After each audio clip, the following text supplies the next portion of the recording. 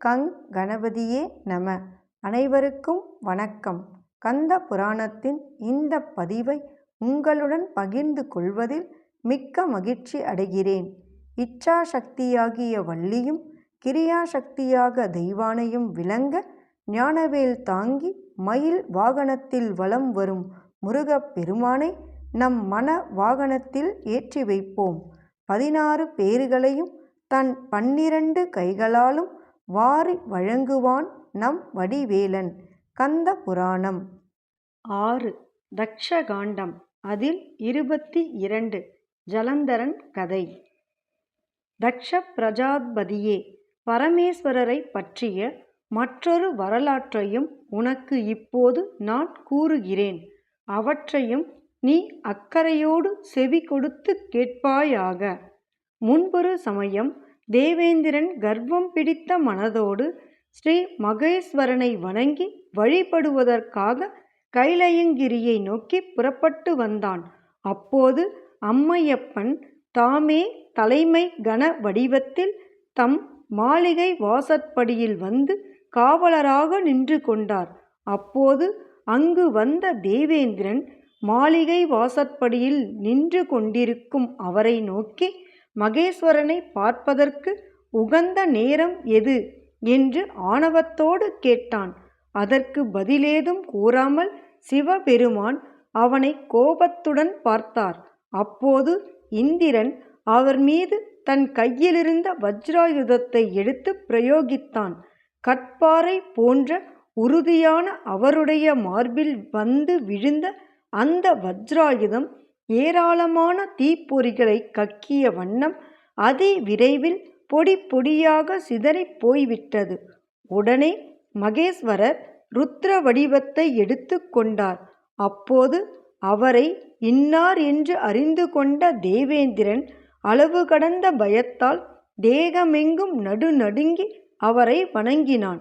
சகல பூதங்களிடத்திலும் கருணை காட்டும் தேவசனே, என்னுடைய தவறை தாங்கள் பொறுத்தருள வேண்டும் என்று அவன் நூற்றுக்கணக்கான ஸ்தோத்திரங்களினாலும் அவரை துதித்து அவர் மனம் மகிழும்படி செய்தான். அப்போது உமாபதி அவன் முன்னிலையில் காட்சியளித்து, இந்திரனே, நீ இப்போது பயப்படத் தேவையில்லை. நீ உன் நகரத்திற்கே திரும்பிச் செல் என்று அவனுக்கு விடை கொடுத்து அனுப்பினான். அப்போது பரமசிவன் தம் கோபத்தினால் உண்டான அக்னியை கடலில் போட்டுவிட்டு தம் இருப்பிடத்தை நோக்கி விரைந்து சென்றார். அவருடைய கோபாக்கினியோ ஒரு குழந்தையாக உருமாறி அழுதது. அந்த அழுகை சப்தத்தை சகல முனிவர்களும் தேவர்களும் மற்றும் உள்ளோரும் செவி கொடுத்து கேட்டார்கள். அப்போது வருணதேவன் விரைந்து வந்து அந்த குழந்தையை தன் இருப்பிடத்திற்கு எடுத்து கொண்டு போய் அன்போடு வளர்த்து வரலானான். அந்த குழந்தையும் வருணனின் மாளிகையில் அவனுடைய பராமரிப்பில் நாளொரு மேனியும் பொழுதொரு வண்ணமுமாக அதி அழகாக வளர்ந்து கொண்டு வந்தது. சில காலம் சென்றது. அப்போது ஒரு நாள் பிரம்மதேவன் தாமாகவே வருணனின் வீட்டிற்கு வருகை தந்தார். அப்போது வருணன் அந்த குழந்தையை எடுத்து பிரம்மாவின் கரங்களில் கொடுத்தான். பிரம்மதேவனும் அந்த குழந்தையை ஆசையோடு வாங்கி தம் மடி மீது கிடத்தி கொண்டார். அப்போது அந்த குழந்தை அழுது கொண்டே அவருடைய தாடி மீசைகளை பிடித்து தன் கைகளினால் இழுத்தது.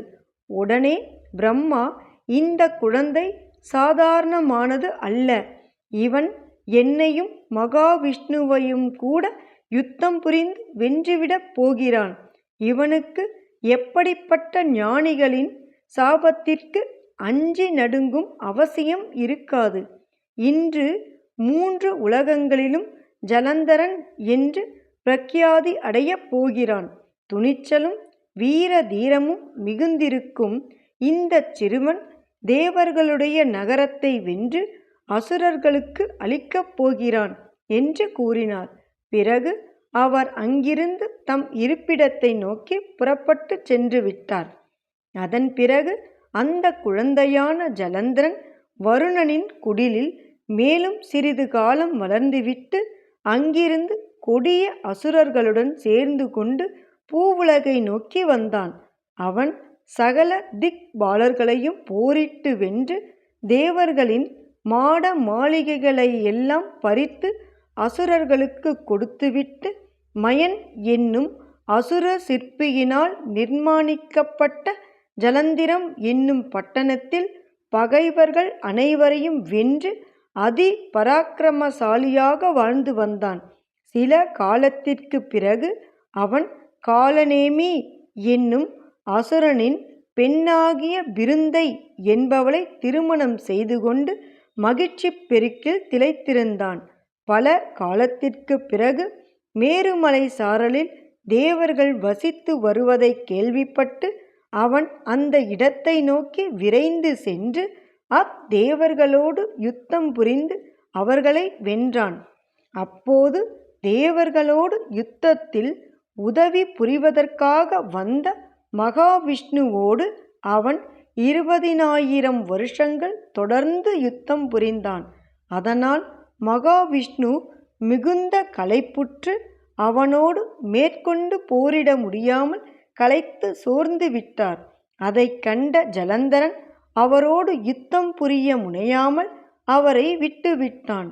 அப்போது இந்திராதி தேவர்களும் அஞ்சி நடுங்கியவர்களாக கைலாய மலையை நோக்கி சென்று விட்டார்கள். ஜலந்தரனோ தன் நகரத்திற்கு திரும்பிச் சென்று அங்கேயே சில காலம் தங்கி வாழ்ந்து வந்தான். அதன் பிறகு அவன் கைலாய மலையை நோக்கி தன் படைகளோடு புறப்பட்டு சென்றான். ஓம் சரவண பவ.